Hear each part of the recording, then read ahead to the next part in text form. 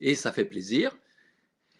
Et puis, eh ben, écoutez, j'allais dire comme d'habitude, on va attendre 13h01 pour démarrer, histoire d'être sûr que ceux qui sont vraiment juste à peine en retard soient avec nous. D'ailleurs, la liste s'allonge à grande vitesse en ce moment, c'est super.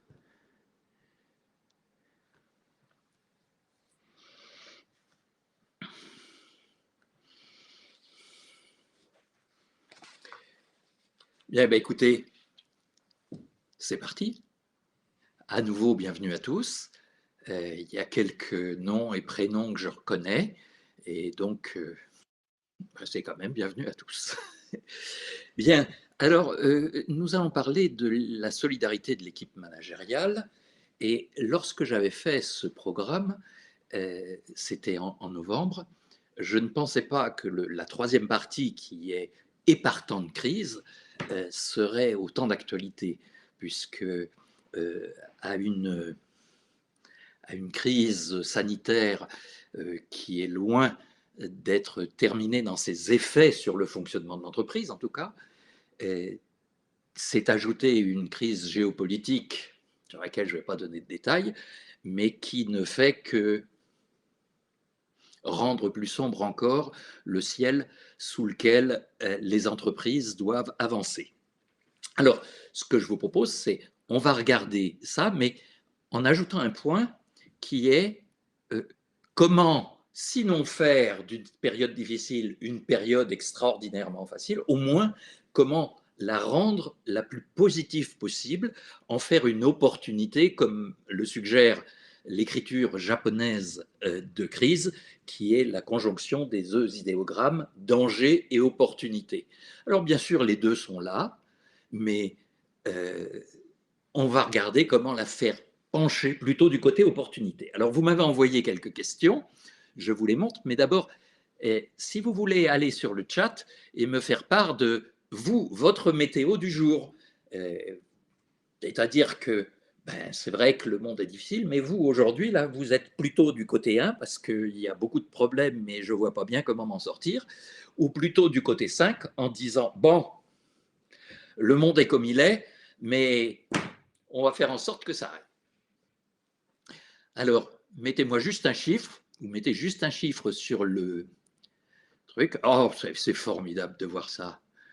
Hein, D4, D5, D4, D5. Une petite nuance, plutôt 5. Ah, par contre, il y en a qui ont quelques difficultés. Là, ben, écoutez, j'espère que cette réunion va vous apporter, sinon des réponses, au moins des pistes de réflexion.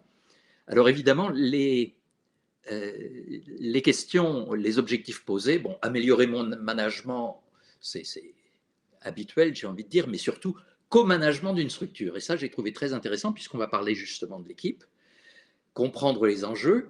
Et l'un de vous est dit, mais je suis en période de croissance et c'est ça ma première préoccupation, c'est super. Et puis, ma foi, il y avait quand même pas mal de choses sur comment garder les équipes motivées dans un monde, on va dire, anxieux en général. Donc, comment réinventer notre management? Pour me présenter, je vais commencer par une anecdote sur le fait que l'exemplarité, alors là c'était individuel, mais l'exemplarité est vraiment le moteur numéro un ou un des moteurs numéro un du management. Alors, lorsque on m'a confié chez Danone la responsabilité mondiale qualité, parce que la qualité était un petit peu administrative, c'était super. J'ai fait mon blabla de patron de l'équipe centrale qualité en expliquant qu'on était un service support, qu'il fallait être positif, blablabla. Bla, bla, bla, bla. Bon, mais ça ne suffit pas.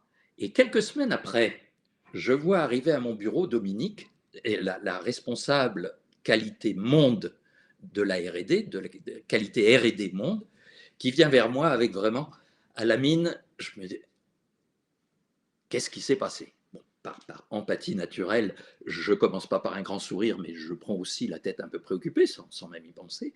Et elle me dit, Christian, il y a quelque chose de grave. Ah bon? oui, dans tel pays, que je ne préciserai pas, il ne respecte pas la procédure de lancement d'un nouveau produit. Alors, je prends quelques détails, et puis on se rend compte que c'était important puisque c'était break the law, mais ce n'était pas dramatique. Et là, je la regarde et je lui dis, eh ben, excellent. Elle est là, elle dit, mais comment tu peux dire ça? Et ça dure depuis un an. Ben, je dis, ça dure depuis un an, on ne le savait pas, on ne pouvait rien faire. À partir d'aujourd'hui, avec ce que tu sais, on va organiser nos actions. Et ça, je peux vous dire que ça a été, elle me l'a dit quand j'ai quitté cette fonction, ça a vraiment été pour elle un moment important de comprendre que, ben oui, quoi, ben, le monde est comme il est. Ce qui est important, c'est qu'est-ce que j'ai comme espace de liberté pour agir sur le monde. Enfin, en tout cas, la partie du monde qui m'est confiée en tant que manager. Et ça, ben c'est par l'exemplarité. C'était mon blabla sur faut être positif, blablabla, blablabla, la qualité, c'est pas que du contrôle et des problèmes, c'est du blabla. Ça ne veut pas dire qu'il ne faut pas le faire, mais ce n'est pas suffisant. Alors, bon, ben, j'ai été directeur qualité totale puis industrie du groupe Valeo. Chez Danone Produits Frais, c'était dans l'autre sens. J'étais directeur industriel et depuis quelques années, je suis ce que j'appelle consultant coach parce que je ne sépare pas les deux, conférencier, formateur. Et une passion, une seule, or, depuis toutes ces années, c'est qu'est-ce qui fait la différence entre une équipe qui a des résultats, disons, moyens, ou même bons, mais une autre qui est à peu près dans la même situation et qui a tous les jours des résultats excellents. Et en principe, dans la plupart des cas, c'est en plus avec des personnes qui ont l'air plus épanouies. Donc, comment on peut faire un management qui soit un leadership à la fois puissant, l'entreprise y gagne, et humain, les personnes y gagnent. Parce qu'il faut que les deux y gagnent. Alors, on va regarder ça à travers quelques points. En fait, les deux premiers sont toujours, mais tels que j'ai refait avec le contexte, il y a des points qui peuvent être dans les deux, mais peu importe. C'est, j'aime bien le jeu de mots, le manager est toujours l'exemple, pas toujours exemplaire, mais il est toujours l'exemple. Ensuite, comment construire cohérence et cohésion, qui ne sont pas tout à fait la même chose, évidemment. Et puis le troisième point que j'ai laissé est par temps de crise, qui en fait aura déjà été vu un peu dans les deux premiers, mais qui sera un peu plus formalisé.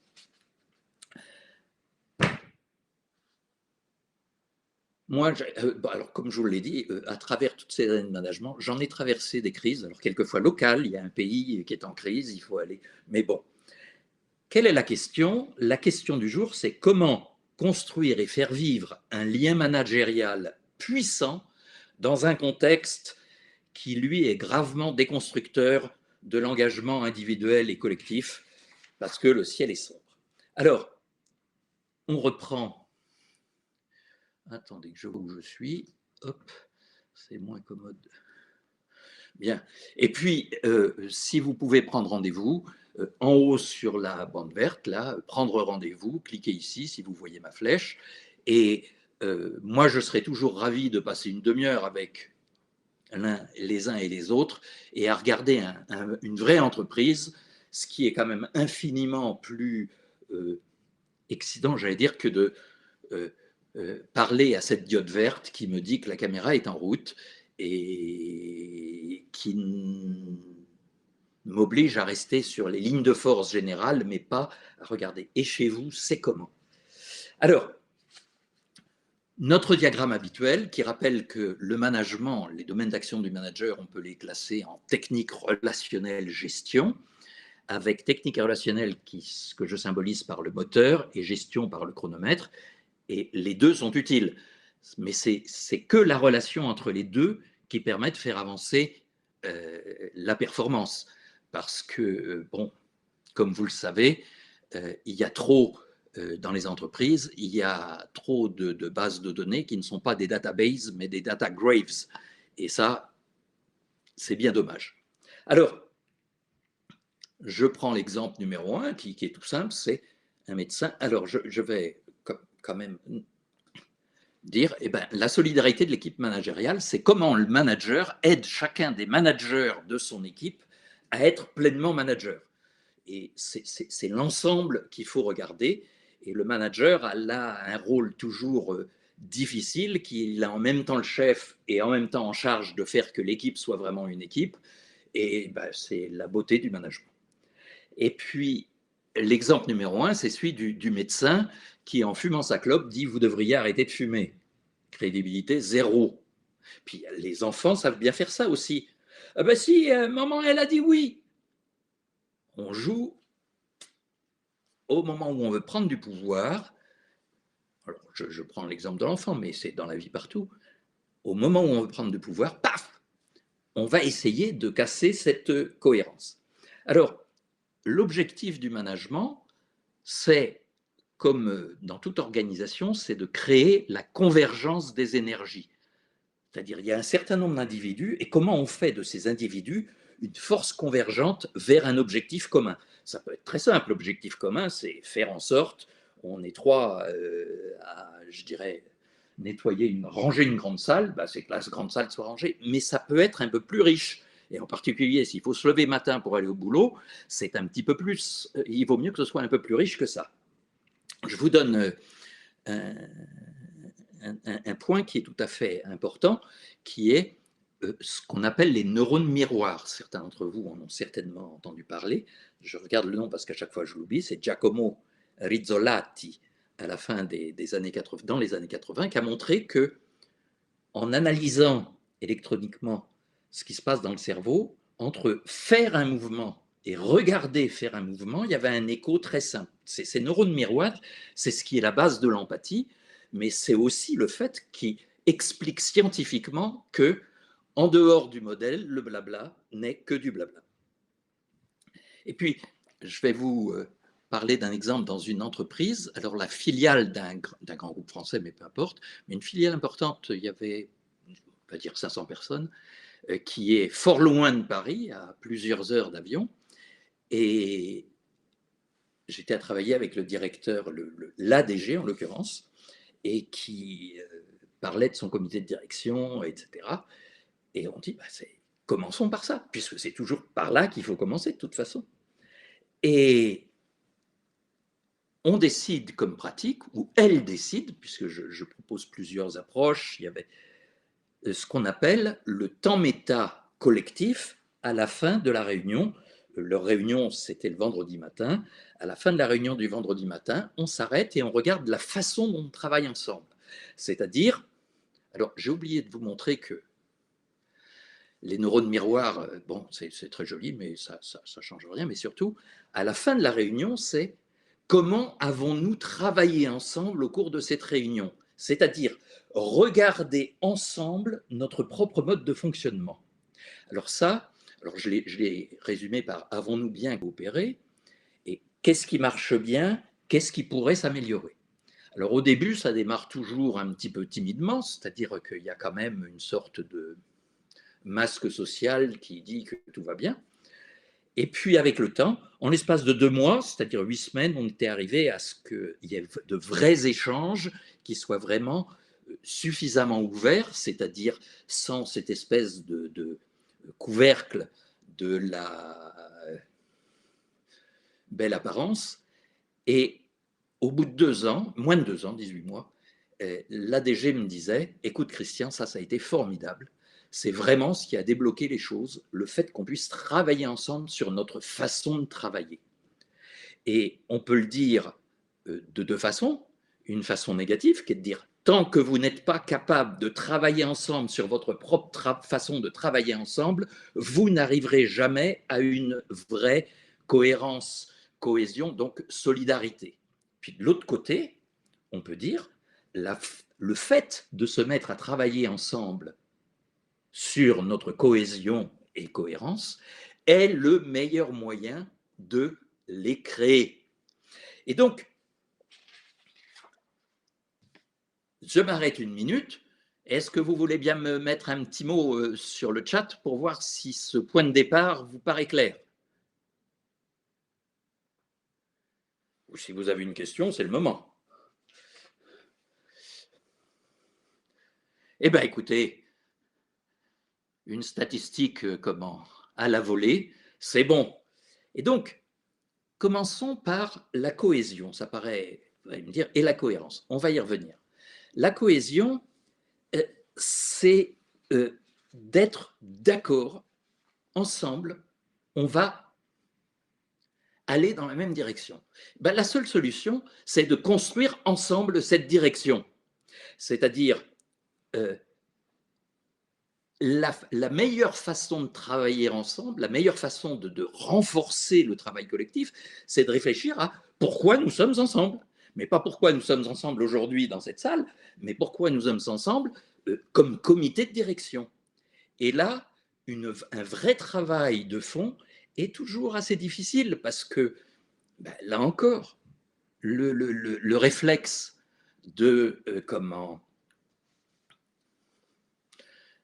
identification au chef fait qu'on a vite fait de dire oui, alors que dès qu'on réfléchit un peu, ben, pas tant que ça. Et pour que ça ne devienne pas simplement j'y pense une demi-heure après, le manager de l'équipe managériale doit créer cette atmosphère de coopération.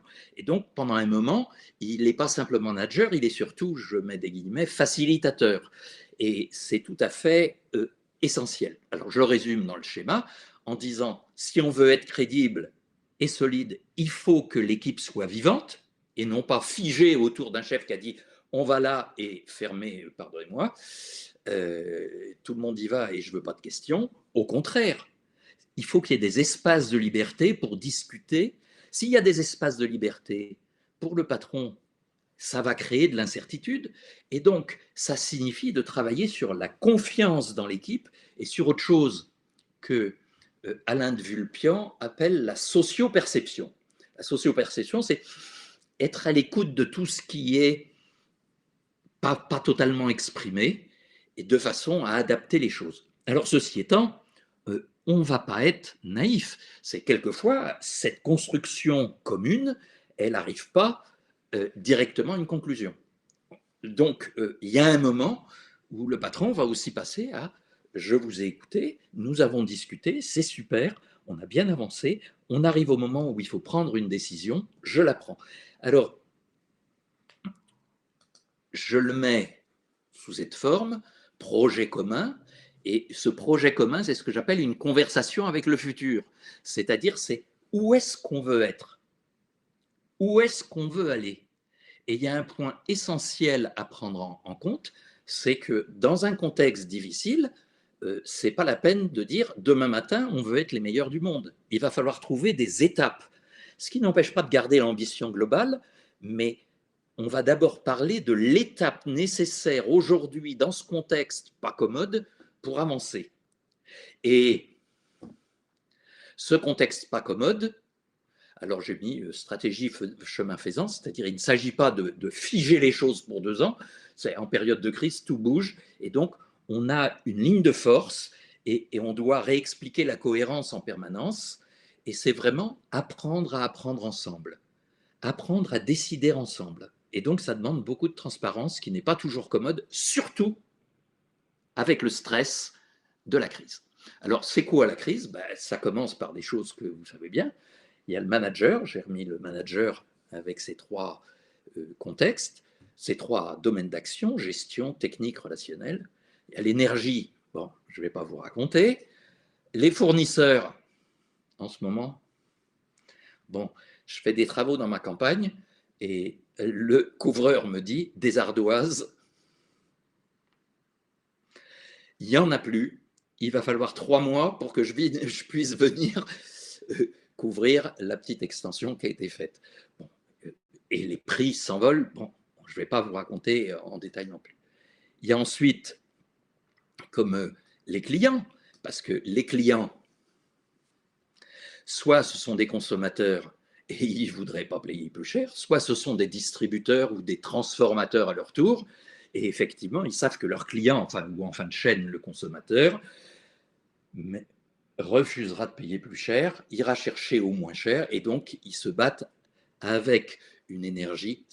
Et la crise entre par toutes les fenêtres et toutes les portes de l'entreprise. J'en rajoute une, l'adaptation technique. C'est quoi? Ben, on n'a pas ça, on va s'adapter à ça, la matière première est un peu différente. Ou alors, le planning, eh ben, il est complètement bousculé parce que comme on n'a pas reçu ça, on va d'abord faire ça. Enfin bref, l'entreprise, parce que dans les services c'est pareil, l'entreprise est en permanence à réadapter ses processus. Tout ça dans un cadre où le management en partie se fait à distance. On avait déjà vu qu'avec l'activité, je ne dirais pas tout à fait as usual, mais pas trop perturbé, ce management était bien perturbé. C'est pour ça qu'on l'a regardé en détail la dernière fois. Et puis, il y a d'une façon générale ce que j'appellerais l'anxiété du monde, c'est-à-dire l'ambiance, c'est quand même pas l'enthousiasme. Mais je vous propose de dire que les personnes sont un parti très positif, c'est-à-dire que l'enjeu pour le manager, c'est de tirer le meilleur parti de la composante de dynamique la plus flexible, ou du moins la plus dynamique possiblement de l'entreprise, c'est-à-dire les personnes. Les machines seront les mêmes qu'hier, les matières premières seront plutôt moins bien, mais sur les personnes, il y a vraiment de quoi faire quelque chose de bien. Et il faut les prendre à bord complètement. Alors, dernière construction, c'est dans les 3 domaines, gestion, relationnel et technique. Et là, je voudrais insister un peu sur la partie gestion, c'est-à-dire sur le pilotage. Et la cohérence doit être dans les 3 domaines, mais il faut vraiment réfléchir au pilotage. Qu'est-ce qui est important aujourd'hui? Ça, je le pilote. Et tant pis s'il y a des choses qui restent dans l'ombre, c'est qu'est-ce que je veux rendre important? Le seul fait de le mettre sous indicateur, de le mettre en lumière, j'ai tellement vu des plans d'action qui sont intelligents et où tous les jours on refait la mesure des KPI as usual sans que cette partie de l'activité qu'est la gestion reflète au quotidien la situation de crise et les priorités choisies. Au-dessus de la gestion, il y a la gouvernance, c'est-à-dire si on parle d'une entreprise entière, le COMEX, c'est ce dont on vient de parler, mais au-dessus, le board, il faut aussi le mettre dans le coup, parce que sinon, un jour, il va y avoir un couac. Et donc, mais je ne vais pas insister sur ce point. Au-dessus du pilotage, il y a aussi la gouvernance. Et donc, en période de crise, tout ça est fort important. Et je reviens à ce que je disais, c'est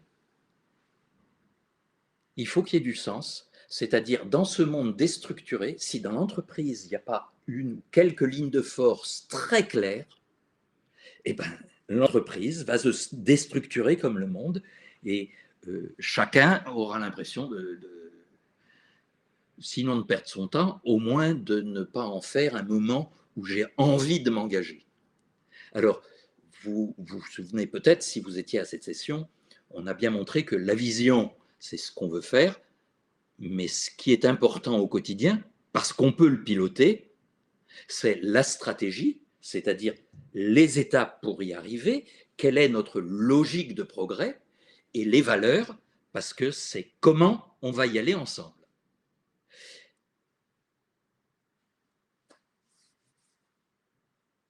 Et je voudrais dire que construire ça avec l'équipe de direction, c'est un véritable acte managérial très fort.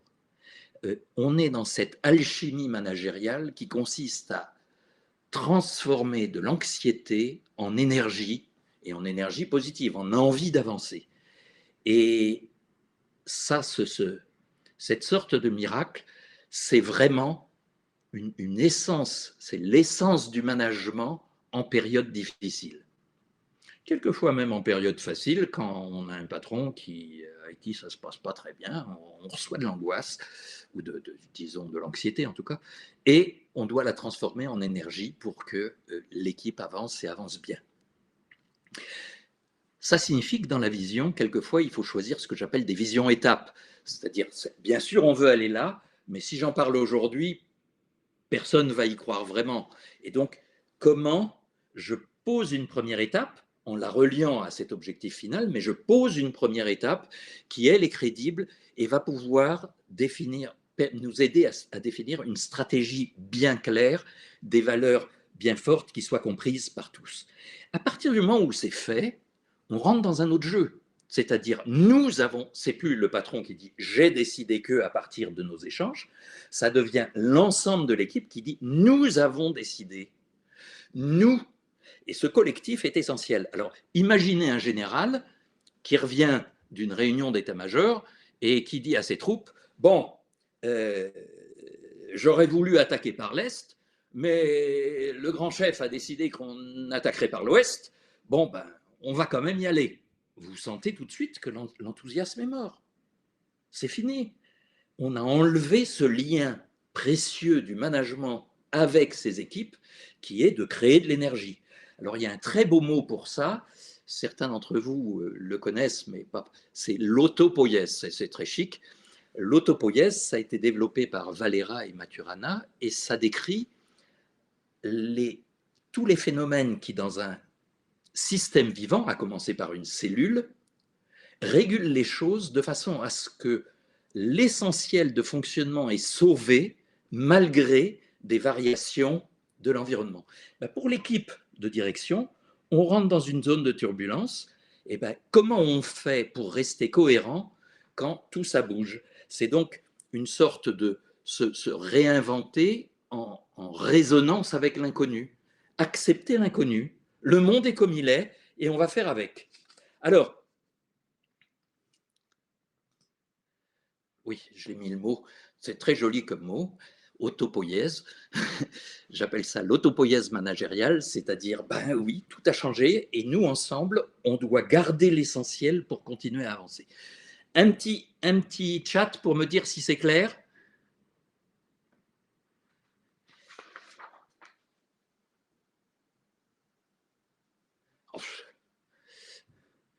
Oh, j'ai droit à du crystal clear.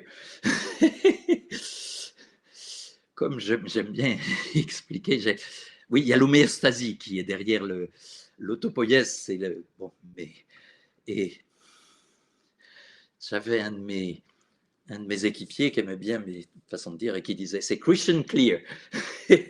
Bon, eh bien écoutez, on a vu tout ce qu'on pouvait voir aujourd'hui, c'est-à-dire que la finalité du management, c'est toujours de faire converger des énergies, et on ne peut faire converger ces énergies que si on sait où on va, et en période de crise, c'est à la fois plus difficile et plus important. Et donc, cette partie de cohérence est essentielle.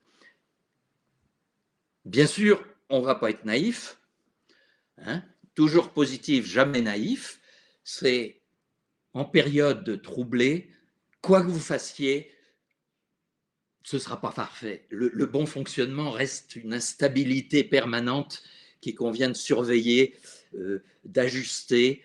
Et c'est justement le moment où déjà, rien qu'avec la recherche des solutions techniques pour se sortir de la semaine, du mois, enfin peu importe, on est déjà pris à 120%. Et ce que je raconte, et ça vient en plus. Ben non, ça signifie que la prochaine fois, on parlera de la délégation et comment organiser la délégation pour que ce soit vraiment une prise de responsabilité sur un morceau d'activité qui fait que le manager va peu à peu libérer un espace de liberté pour vraiment s'occuper de cette partie de convergence des énergies. Alors, pour ça que j'appelle ça un beau challenge. C'est un vrai challenge. Ce que je vous propose maintenant, c'est une minute où moi je dis rien, c'est vous pour vous, chacun avec son papier ou son ordinateur, et à travers de ce qu'on a vu, est-ce que vous pouvez noter une ou deux idées que vous pouvez vraiment transformer en action? Parce que les bonnes idées, c'est formidable, mais ça peut tomber dans ce que j'appelle la bonne volonté à l'état gazeux. Et là, qu'est-ce qu'on peut prendre de cette session? Je vous laisse une minute.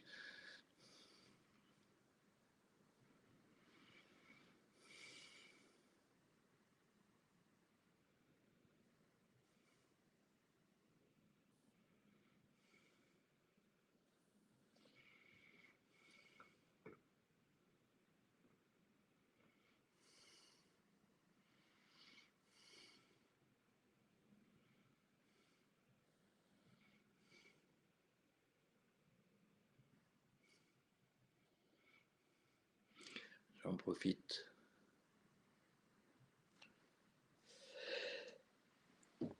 Bien, ben écoutez, le rôle du manager n'est plus juste d'obtenir des résultats, mais de construire la machine à obtenir les résultats. Et quand cette machine est mise en mauvais état par les difficultés extérieures, le travail du manager, il devient, et je vais être positif, plus intéressant, mais plus difficile.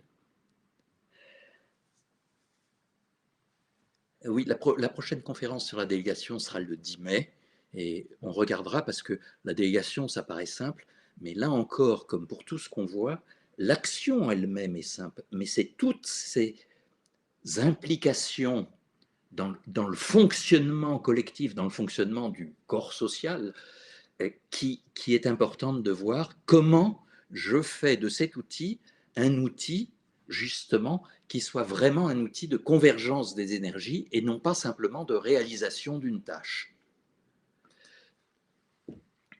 Et ben voilà, vous voyez, c'est le slide qui rappelle que donc le 10 mai, on parlera de ça. Alors, j'espère que nous aurons l'occasion d'en parler dans votre contexte. Et puis, ma foi, nous avons 10 minutes de questions-réponses et je suis preneur.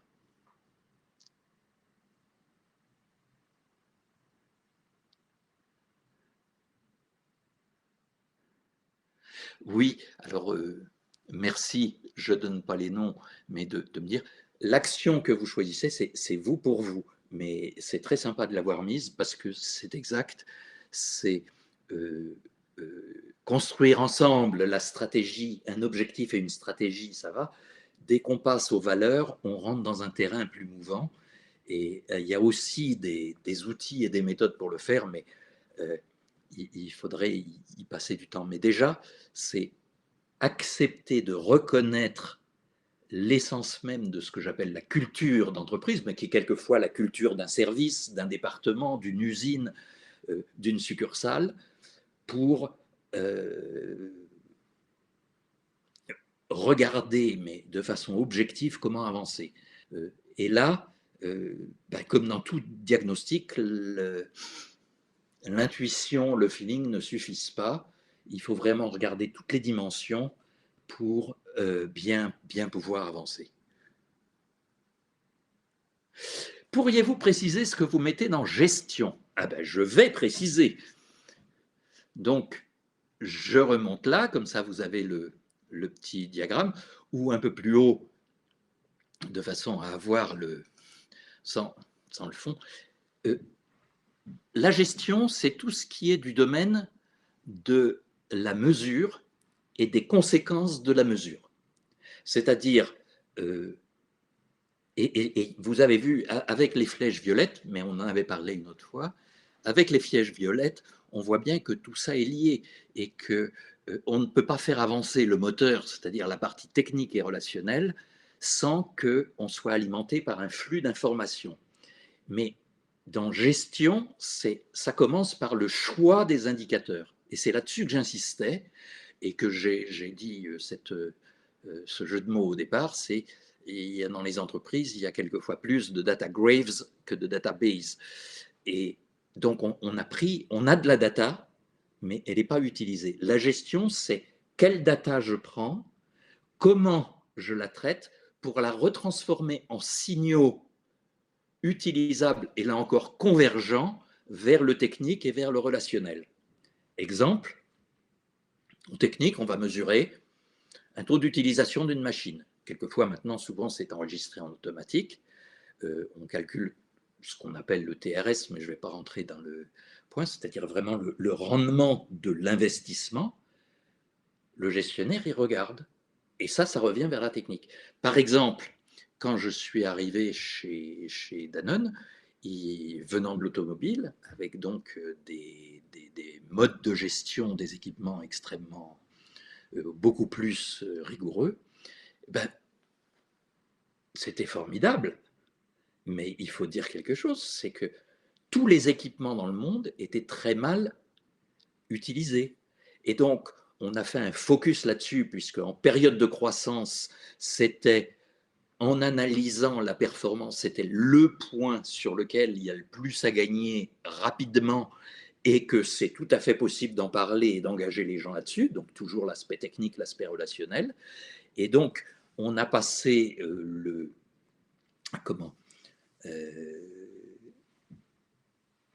TRS, donc la performance des machines, est passée de 60 à 75%.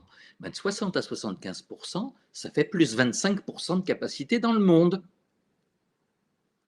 Et donc, ça faisait une économie d'investissement ou CAPEX avoidance, un évitement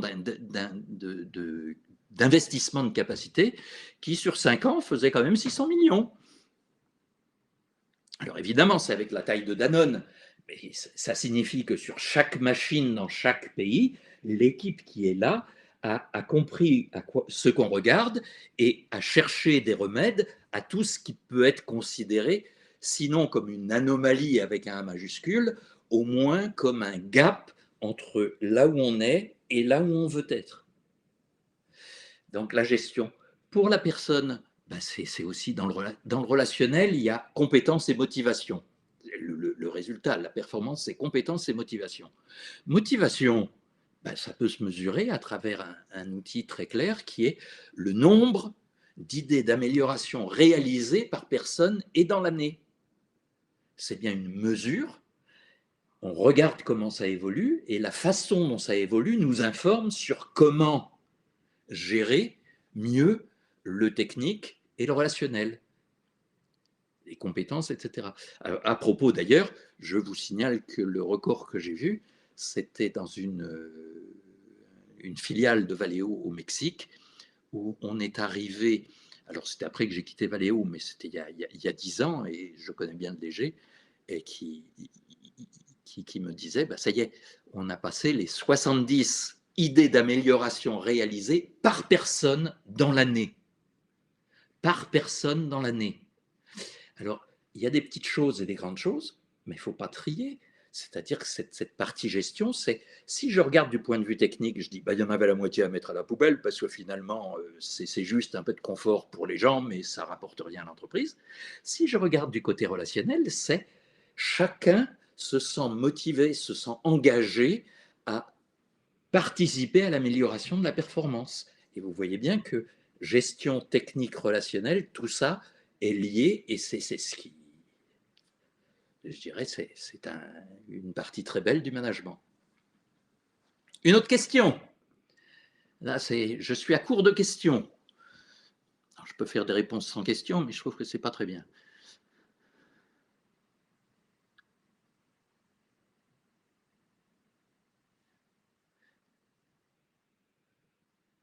Quelqu'un ajoute quelque chose dans le chat?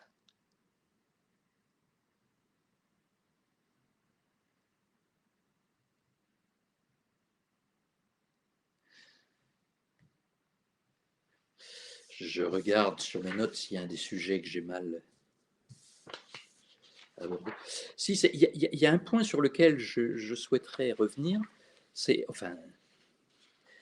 le fait que ce qui est important, c'est pas d'être très bon en technique, très bon en gestion, très bon en relationnel, c'est de trouver un équilibre. Alors évidemment, pour chacun de nous, l'équilibre est différent. J'ai un ami qui a fait toute sa carrière dans le spatial, et il suffit de parler de fusée ou de satellite, et on voit tout de suite ses yeux qui s'éclairent. Il faut que je vous dise, il était plus du côté technique que du côté gestion et relationnel. C'est très bien. Heureusement que le monde n'est pas fait de clones. Hein. Et puis, je connais aussi des personnes qui savent parfaitement analyser, etc.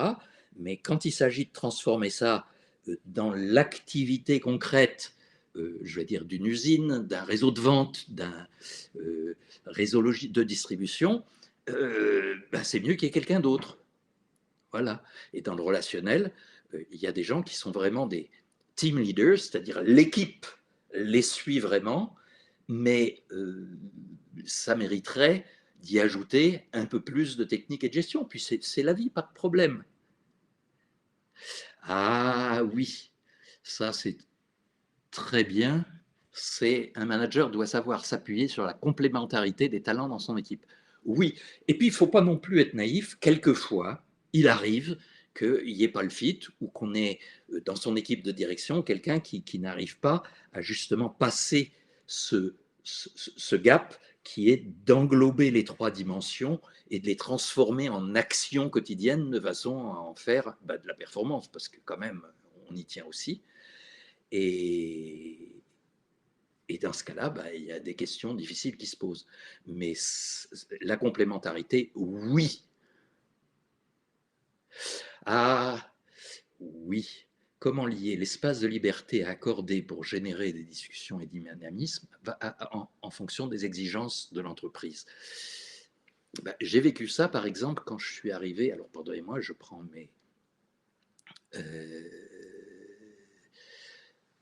mon expérience chez Danone. J'arrivais de l'automobile, la vision de l'industrie que j'apportais, et je vais dire, les patrons qui étaient pour la plupart, sinon tous issus du marketing, ça passait pas bien. Mais pendant plus d'un an, j'ai ce que j'appelle travailler en sous-marin, c'est-à-dire qu'on a fait avancer les usines. Dans les usines que j'ai visitées au départ, j'ai vu celles qui avaient vraiment envie d'avancer. Un an après, il y avait un tel gap entre ce noyau et les autres que la question qui m'était posée, c'était plus qu'est-ce que tu as fait dans ces 4 usines, c'était pourquoi les 45 autres sont en retard. Et d'un seul coup, ça permet d'avancer différemment. Il y a toujours un espace de liberté où on peut s'infiltrer plus ou moins facilement pour donner une exemplarité à ce qu'on raconte. Et puis,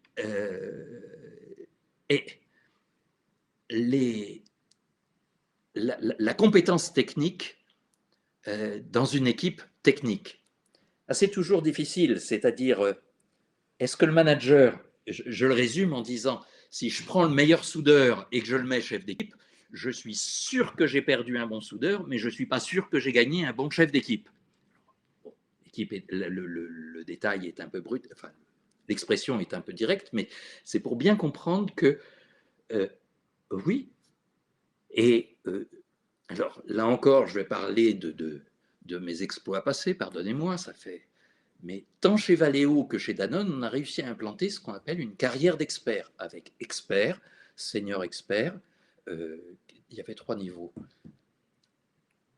senior expert, master expert, qui permet à quelqu'un qui est vraiment un expert technique d'avoir une carrière satisfaisante en termes de reconnaissance matérielle. Chez Valeo, un master expert, il n'a personne sous ses ordres. Quelquefois, il a une voiture de fonction. Mais c'est vraiment, il y a 2 logiques et on ne peut pas construire l'entreprise sans reconnaître aussi l'expertise technique. Et si je prends n'importe quelle fonction, c'est-à-dire la fonction financière, vous allez dire c'est entièrement dans gestion, maintenant je peux la redévelopper en disant un patron financier, il a de la technique financière qui peut faire progresser, il a une logique de gestion qui est d'organiser le fonctionnement de son équipe pour que ce qui sort de son département financier soit des informations utilisables par les autres et non pas là encore des fichiers splendides d'un point de vue nombre de chiffres, mais qui ne sont pas utilisés. Et il y a le relationnel. J'ai eu aussi des directeurs financiers qui venaient me voir au début du mois en disant, écoute, en regardant ça, est-ce que tu as vu que dans tel pays, peu importe, il y a ça qui a dérivé, est-ce que tu... Et donc, il était pleinement dans son rôle de gestion à travers une action relationnelle qui est de transmettre l'information telle qu'il l'a comprise à celui qui a du pouvoir pour changer les choses.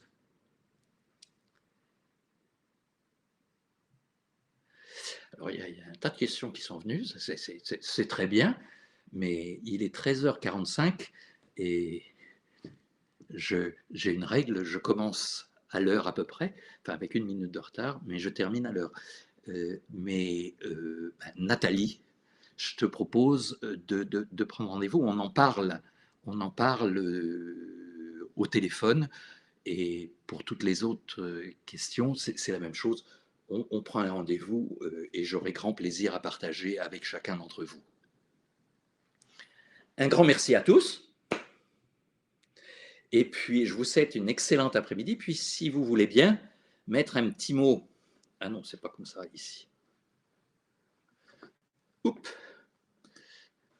Mettre un petit mot qui soit pas simplement juste merci, mais un petit mot qui me donne quelque chose sur votre ressenti de cette session de travail. Un grand merci.